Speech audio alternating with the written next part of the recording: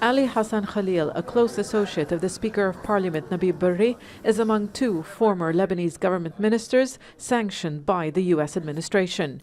It says they provided material and financial support to Hezbollah. Yusuf Finyanos, a member of the Christian Marada Party, is the other. They have dismissed the accusations. It now means their properties in the U.S. have been frozen and dealing with them risks being sanctioned. The U.S. has been targeting the Iranian-backed group with sanctions for years, but this is the first time it's targeting political allies.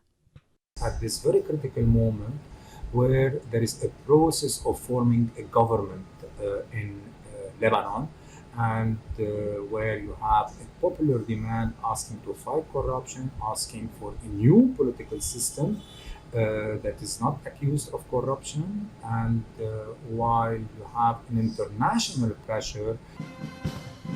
The two-week deadline set by French President Emmanuel Macron for the formation of a government is at the halfway stage. France and the U.S. have made it clear international financial assistance will depend on a cabinet willing to carry out economic and political reforms, but they seem to have differences of opinion.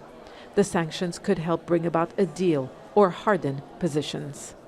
These sanctions are basically to send the message that you can't deal with Hezbollah.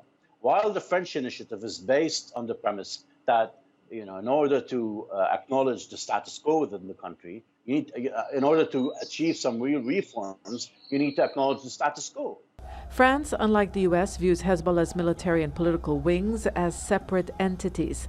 Hezbollah says the U.S. campaign is politically motivated and aimed at forcing concessions. The U.S. has been going after Hezbollah's money supply for years, but recently accused the group of exploiting the state's resources. The U.S. Treasury alleges former ministers in Lebanon's government enabled Hezbollah-owned firms to win bids for state contracts and helped circumvent sanctions by moving money from ministries to Hezbollah institutions. U.S. officials are promising to go after any politician who assists the group in what could be the beginning of a new policy in dealing with Lebanon. It's a strong message to politicians that could drive a wedge between Hezbollah and its allies and affect its growing political power. Zeina, Khodr, Jazeera, Beirut.